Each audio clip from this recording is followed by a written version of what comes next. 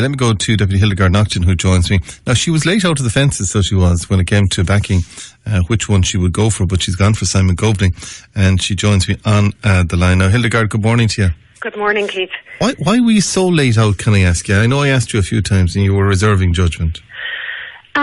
I don't think I was that late, and I think it was day 2 of the whole campaign. I suppose I had the feeling, as many others did, is that we would be able to wait till the hustings, and both candidates, and both exceptional candidates, may I add, would have an opportunity to lay out their vision and their ideas to all of the Fine Gael members right across the country. But things moved quite fast, as we know. So were you put under pressure then to declare then, were you?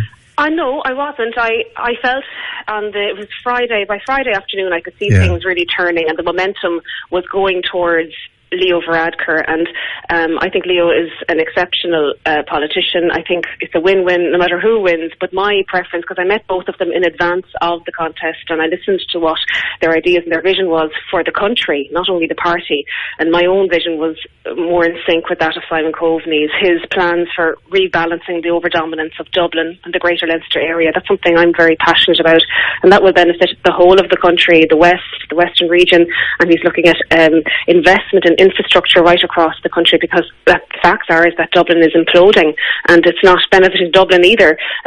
So he has a great vision for that, and he's embarking on it, and in fact in 2 weeks' time he's going to produce a draft plan for that, which will come out in public consultation.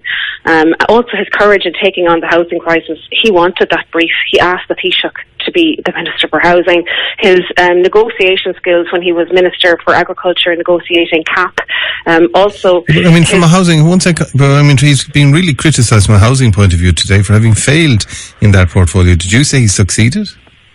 I think, and he would say this himself, you're not going to fix this overnight, and that is the big challenge. There's a supply issue there, and he would be the first to acknowledge that people sleeping on our streets and the lack of the supply of houses, it's a huge challenge, and it's something that he's taking on, and he is working very hard. I've seen him at first hand working so hard on this brief, and I have no doubt that he will succeed in it. But I suppose the reality is that you can't build houses overnight, and I've seen his work ethic, even in relation to issues in Galway, in relation to Parkmore, the traffic, working with different officials, making sure that his department, the Department of Jobs, Transport, are working directly with the local councils here, the city and the county council. And in fact, today the city and county council are meeting in regard to progressing infrastructural challenges in regard to housing, Parkmore, in Galway City and County, and they'll be reporting back to Simon Coveney's department, and that's how he works. He listens. He heard the Parkmore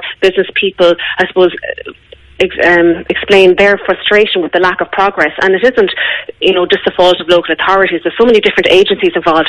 It's a complicated process, so it needed departmental involvement, and Simon stepped up to the mark. That's just an example of how he works, and also his negotiations in forming this government, a government that many believed couldn't be formed, and his ability to work with people with different ideologies, and his patience, I think, and overall his vision for where this country needs to go. And I think that's what I enter politics for, is to try and reach out not just to Fine Gael voters, but try and look after society and to create a better society for everyone. We were very much focused after the crash on economic management, which is understandable because the economy was in free fall. No, but now we have to start looking at being more inclusive and looking after society and making sure that.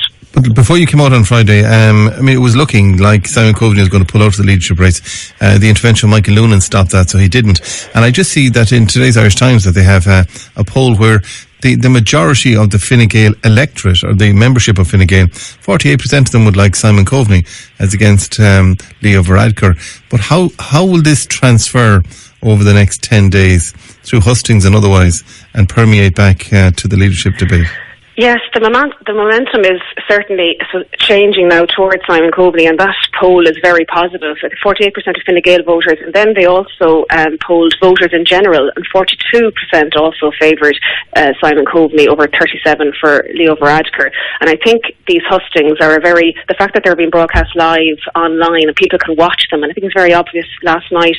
They both did very well, but you could really see the passion and the vision coming from Simon Coveney, and I think that will have an impact on the members, and I would hope the parliamentary party, and it's the members, the Fine Gael members, who will be voting first on this, and the parliamentary party will be voting last. So it's very important that he I suppose, wins back a lot of the support that went to Leo Varadkar in the first 2 days of this campaign, and I think that's achievable. It's a challenge, but it's achievable. And if you just listen to his vision, his passion, it's something new. They both offer generational change and different visions, but I feel for Ireland, where we're at now, we need to be looking at how we create a strong society, and Simon has that vision and he's laid it out very, very clearly and passionately. Can I just finally, tomorrow night, will you be in Ballinasloe for the hustings tomorrow? Yes, and I'll be travelling it's Carlow tonight. It's at 8 p.m. in the Shearwater Hotel tomorrow night in Ballinasloe, so from the Western region. Do you have to be a card-carrying Fine Gael member to get in? I understood it was open to the public, but one of my colleagues said to me that you have to be a member of Fine Gael to get in. Yes, you have to. For the hustings, you have to be a member of Fine Gael. He had rallies across the country. Simon held rallies across the country, and anyone could have turned up to those. But this is, I suppose, the Fine Gael members now getting their chance to hear both candidates lay out their vision. So you'd need your Fine Gael membership card, and also the voting then for this region will be in the Clayton Hotel on Wednesday next from 6 p.m. to 10 p.m. So you need to vote as well as come along to the hustings. So the hustings is Saturday night, 8 o'clock in the Shearwater, and then the vote will be in the Clayton Hotel from 6 p.m. to 10. And again, they need their Fine Gael membership cards and photo ID for that.